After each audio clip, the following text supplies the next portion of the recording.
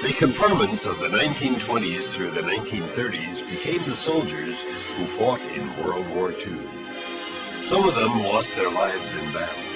Others returned home to live normal lives. Some stories are told by them, while others are told by loved ones. We thank them for their service. We honor them and those who gave their lives for their country and for freedom. The photographs you are about to see are North Shore Congregation Israel members while they were in the military. You are about to hear a confirmation speech given by a 14-year-old student, Homer A. Sobel, in 1932 at North Shore Congregation Israel. It is amazing to hear the insight into conditions of that era as expressed in this speech. Hitler and the Jews of Germany. Adolf Hitler is an Austrian by birth. He enlisted in the German army, which he served during the war. In 1923, he was sentenced to 5 years in prison for helping von Ludendorff attempt a revolution against the Republic, but he was released at the end of the year. No sooner was he released from prison when he started making soapbox speeches on the subject of socialism. So dangerous were his doctrines and his authority that he was forbidden to speak in public by every state in Germany except Thuringia and Mecklenburg. But Hitler's tactics and his influence were not to be denied. The distressing economic condition of the German people made them receptive to such messages of hate and dissension. One of the important parts of Hitler's platform concerns the Jews. It demands disenfranchisement and expulsion of Jews from Germany. Naturally, the position of our people in Germany has become exceedingly difficult. Whenever there was any discontent in the German Empire, the tendency has been to blame it on the Jews. Hitler is finding it easy to do the same thing for the young voters of Germany, are the ones who really suffered from the war, and they are ready to believe Hitler's explanation of the fall of Germany and the loss of war was due to the Jews. Thus Hitler is turning millions of peaceable people against the Jews, whom they formerly considered helpful and useful neighbors. From what I have read and heard about Hitler, I believe that he really thinks all the things he says about the Jews are true, and having turned fanatic, he is able to convince his listeners that they are true.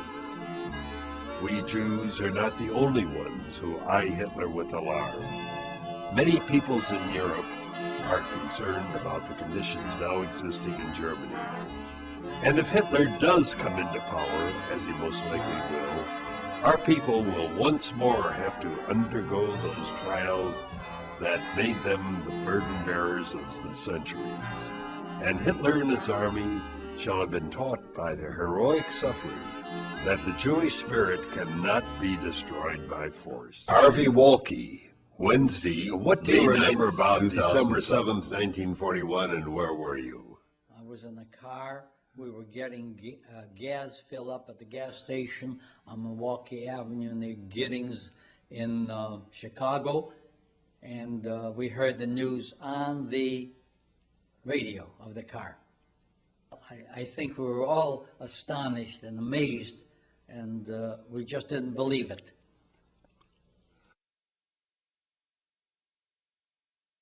Louise Cohen, wife of Harry W. Mills. How old were you both Wednesday, when the war began? May 19th, 2007. Let's see, I was 16, I must have been 25, and he must have been, he was 8 years older, so that would make him 33. And what do you remember about December 7th, 1941, the day that the Japanese attacked Pearl Harbor, and where were you both at that time? We were in Chicago, and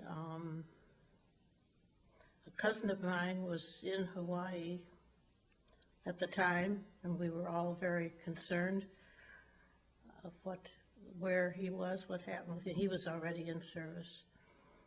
And of course, my husband says, well, here goes.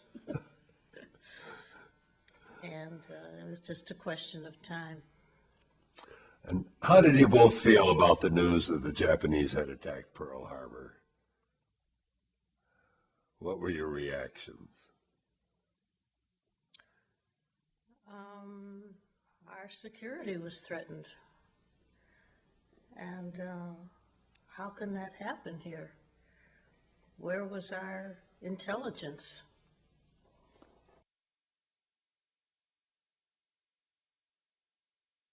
Alan Sherrero, brother of J. Yale Sherrero, Tuesday. Tell me about your relationship with your brother, your family, childhood, and life experiences at North Shore Congregation Israel. Well, I am the youngest of three brothers, and I was extremely close with Yale. He was the oldest, and he was, in a way, a second father to me. He took me to my first baseball game, professional baseball game at Wrigley Field, and he also took me to my first Bears game at Wrigley Field. I sort of tagged after him when he played tennis, and I was his ball boy. He also introduced me to jazz. He was a jazz aficionado, and it's been a lifelong joy for me. He died when I was 16 in 1943, and he was extremely handsome, tall, athletic, intelligent. He worked for Brunswick Balke and Company, and he enlisted in the Army Air Force right after Pearl Harbor. He didn't have to go because working for Brunswick Balke, he had an exemption since they made boats, wooden boats, for the government. But he said that it was not just a personal thing, but it had to do with what the Nazis were doing to Jews and all people. And he paid for that with his life.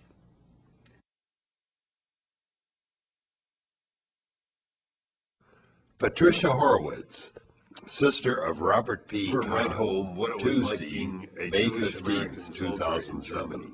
No, not at all.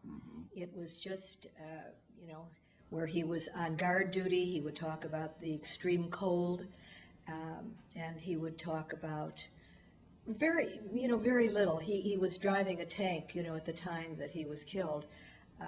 The war was practically over at that point. It was April 29th, and the war was over just a few days after that. It was the day before Hitler committed suicide, as a matter of fact. So he knew that the enemy was up ahead, but he said he had to go through, and that's when he was hit. But that's all I can tell you.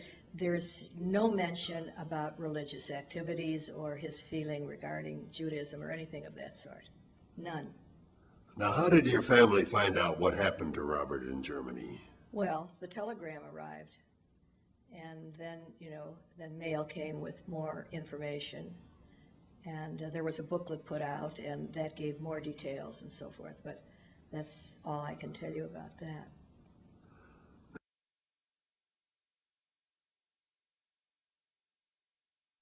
Jane Perlman, sister of William S. Rothschild II, Wednesday, May 9th, 2007. Now, how did you feel about the news that the Japanese attacked Pearl Harbor, and do you remember your brother's feelings?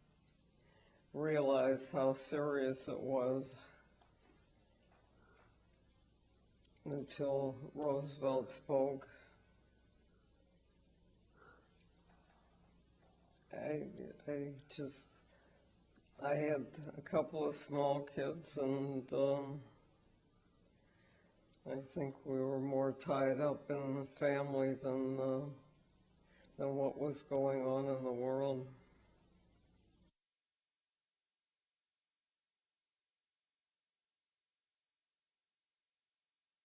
David Fell, son of Newman Red Fell, Wednesday, Well, May 16th, without 2007. question, well, without question, the thing that made the biggest impact on him was he met my mother while working at the camp newspaper.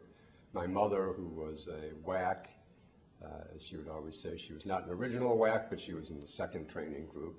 She was assigned also to the camp newspaper at Camp McCoy, and that was where they met. It was a small newspaper staff. That's where they met and fell in love.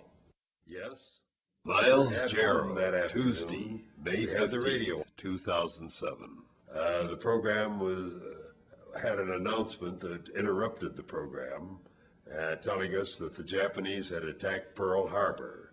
This is an extreme shock to all of us, and we were not certain at all as to what the future would hold for us.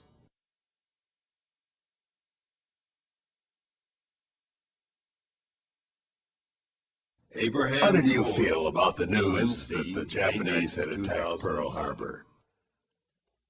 Well, I thought to myself, they had an awful lot of nerve. A little place like Japan, who had a lot of equipment, of course, but the U.S. had a lot more power. The only thing we hadn't built them. We were like a little bit lax.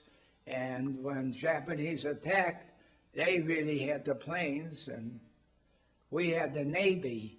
But still, Pearl Harbor was a kind of a disaster. It didn't stop the U.S. We lost a couple of ships with 1,100 dead, I believe, in Pearl Harbor. And from there, I thought my turn to go to the island or Europe. I didn't know where I would go. I just knew that I would be drafted one of those days. So I never went to Europe. By the time I went to Europe, the war in Europe was over, and which was 33 months to be exact. I was in the Pacific.